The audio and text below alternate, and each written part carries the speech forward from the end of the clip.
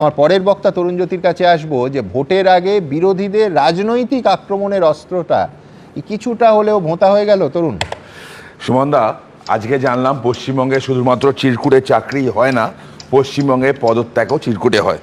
সরকারি কর্মচারীরা যারা বারবার এই সরকারের কাছ থেকে ডিএ চান, তাদেরকে হাত জোর করে অনুরোধ করছি আপনারা চাইবেন না। আজকে আমি জানতে পারলাম আমার সরকার অত্যন্ত গরিব, তার মন্ত্রীদের একটা প্যাড ছাপিয়ে দেওয়ার পর্যন্ত টাকা নেই। আমি বাম আমলের শিক্ষা নিয়ে অনেক সময় বলতাম বাম আমলের শিক্ষা খুব খারাপ ছিল, আজকে জানলাম তার আগেও খারাপ ছিল। ওই ক্রিয়াঞ্জন ক্রিয়ামন্ত্রী, তো ক্রিয়ামন্ত্রীর ক্রিয়ার জন্যই তো হয়েছে। এবার সুমনা, তোমার পয়েন্টে আছি। দেখো, বারবার আমাদের মুখ্যমন্ত্রীর পুরনো অভ্যাস হচ্ছে কুমড়ো মানে পাঁঠা বলির জায়গায় কুমড়ো বলি দেওয়া। কেন বলছি?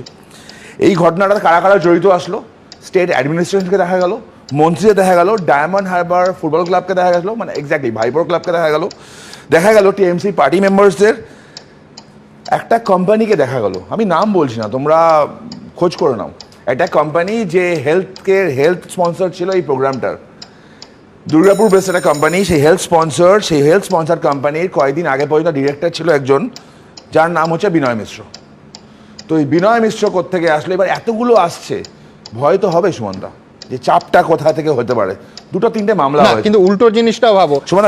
তুমি যাদের দীর্ঘ তালিকা, তুমিই যে তালিকাটা দিলে, এরা যে কারণে ঢুকলো, কেন ঢুকতে পারলো, এইটা যদি প্রশ্ন হয়, তাহলে ঢোকার সুযোগটা পেলো যারা দায়িত্বে ছিল তাদের থেকে। কারা দায়িত্বে ছিল? পুলিশ। সেই জন্য পরপর পুলিশ কর্তাদের বিরুদ্ধে শাস্তি।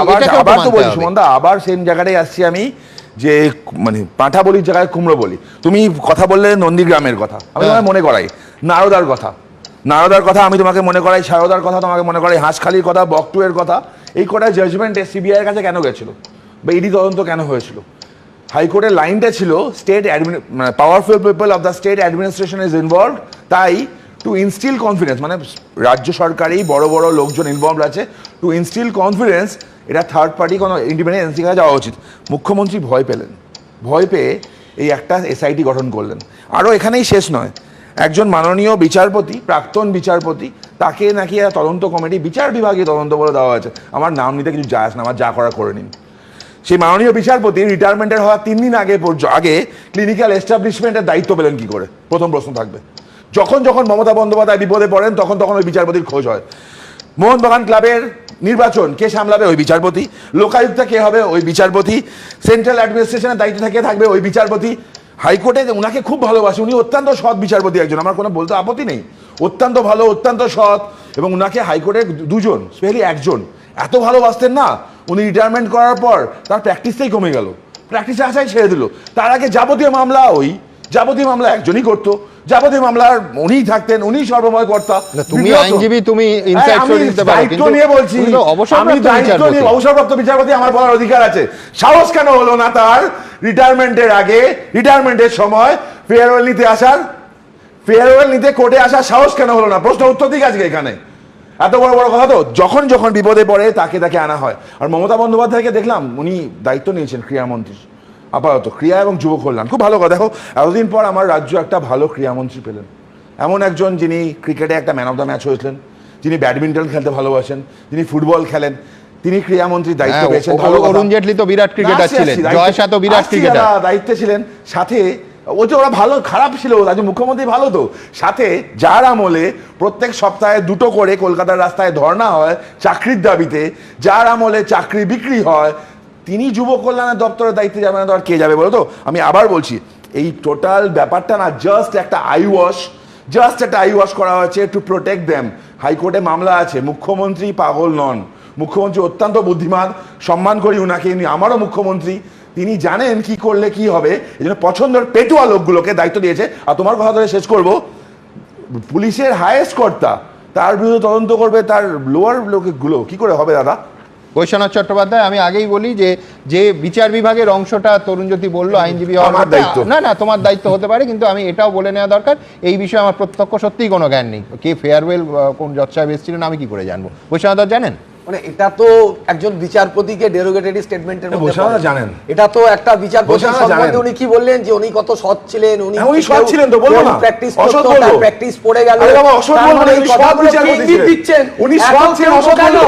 এই কথাটার মানে আরে কি আপনারা হতে পারে? দেখুন, একজন সৎ অসৎ বলতে হবে নাকি? মানুষকে ছোট একজন করা, সৎকে অসৎ এই বলতে হেয় হবে? করার যে চেষ্টা না, একজন এটা সৎকে ঠিক কি না। অসৎ বলতে এটা হবে? অনেক চেষ্টা দয়াল করেছেন। রায়ের কৃপা আপনি জানেন না? আপনি কি অবস্থায় দয়াল রায়ের পৌঁছেছেন কৃপা আপনারা আপনি দেখুন। জানেন না? এত করে দয়াল বলা রায়ের হবে না। আশীর্বাদ আপনি জানেন এই না? ধরনের কাজ দয়াল করা রায় হবে কাকে না। আশীর্বাদ করেছিল? আপনাদের মুখে মানায় দয়াল না। রায় কাকে আশীর্বাদ আপনাদের করেছিল? মুখে মানায় না এইসব কথা। বিশারদা রাগ করছে কেন? আমি বলছি দেখো, লাস্ট কবে এর মধ্যে লাস্ট 4-5 বছরের মধ্যে তুমি বলতো বিশ্বের একদম প্রথম সারির সংবাদ মাধ্যমগুলোতে পশ্চিমবঙ্গের কোনো মন্ত্রীর ছবি ছেপেছে কয়েক বছরে হয়েছে কি? আরে অরূপ বিশ্বাসের ছবি দেখলাম, মেসিকে জড়িয়ে আছে, এটা নিউ ইয়র্ক টাইমসের ছবি, খবর, the man who organise meet Messi. গর্বের বিষয়। বিশ্বে তাবড় তাবড় সংবাদ মাধ্যমে খবর বেরিয়েছে পশ্চিমবঙ্গের এই অবস্থা। দেখো, হায়দ্রাবাদ পারলো, মুম্বাই পারলো, দিল্লি পারলো, কলকাতাও পারলো। আমরা খুব আনন্দ হচ্ছে না কলকাতা, কলকাতাকে ছোট করে দাদা, খুব আনন্দ পাচ্ছেন তো? তোমরা লজ্জা পাও, কলকাতাকে পুরো আনন্দ ডুবে করে, ইজ্জত ছোট ডোবালে, করে, কলকাতার ছোট করে ইজ্জত আনন্দ ডোবালে পাচ্ছেন তোমরা, তো? করো। কলকাতার এটাই হলো ইজ্জত ডোবালে, বাঙালি এটাই ইজ্জত ডোবালে, এটাই কলকাতা বিরোধী। ওরে বাবা, এটা এটাই বাংলা বাংলা বিরোধী। তোমরা এটা করে বাঙালিকে ছোট করে তোমরা আনন্দ বিশ্ব পাও। মানচিত্রে নিয়ে আসবে। কলকাতাকে ছোট করে তোমরা আনন্দ পাও। অনেকগুলো পয়েন্ট আছে বিষয় দাও আমাকে লিগ্যাল একটু পয়েন্টে তোমরা একটু এফআইআর যাবো। তোমরা এফআইআরটাকেও দেখেছো? এফআইআর পরিষ্কার লেখা আছে যে মেসি সিকিউরিটি অ্যান্ড সিআরপিএফ এর জন্য মানুষ দেখতে পায়নি। এফআইআর লেখা আছে, তো কার জন্য মানুষ দেখতে পায়নি দেখে নিয়েছে। এখান থেকে আমার আরেকটা প্রশ্ন আছে, সুমন দা, কালকে ধরো আমার ইচ্ছা হলো যে আমি আমার পাড়ার একটা কোনো জায়গায় আমার লোকাল ক্লাবের নামে একটা সরকারি সম্পত্তি দখল করে একটা ঋত্বিক রোশনের স্ট্যাচু বসাতে পারবো কি?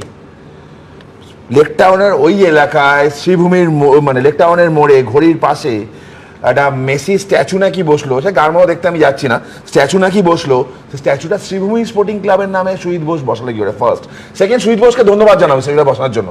ওই স্ট্যাচুটা যতদিন থাকবে ওখানে, মানুষ যারা এয়ারপোর্টের দিকে যাবে বা সাধারণ মানুষ যারা বাসে করে অটো করে যাবে, তারা দেখবে আর মনে করবে কিভাবে মানুষদের বঞ্চিত করে এরা এই নোংরামোটা করেছিল। বাঙালি অস্মিতার কথা হচ্ছে তো বারবার, রোশনদা বললো বাঙালির অপমান করছে বিজেপি। আচ্ছা, আমি বলছি মূর্তিটা তুমি দেখেছো তো? তার পায়ের কাছে একটা মূর্তি ছিল, দেখেছো? মেসির পায়ের কাছে স্বামী বিবেকানন্দের মূর্তি। তখন বাঙালি অস্মিতা লাগলো না যখন একটা মেসির বড় মূর্তি করা হলো, পায়ের কাছে স্বামী বিবেকানন্দের মূর্তি? তখন বাঙালি অস্মিতা কোথায় থাকে? যারা বাঙালি অস্মিতার কথা বলে স্বামী বিবেকানন্দকে মেসির পায়ের কাছে রাখতে তার একবারও মন কাঁদলো না।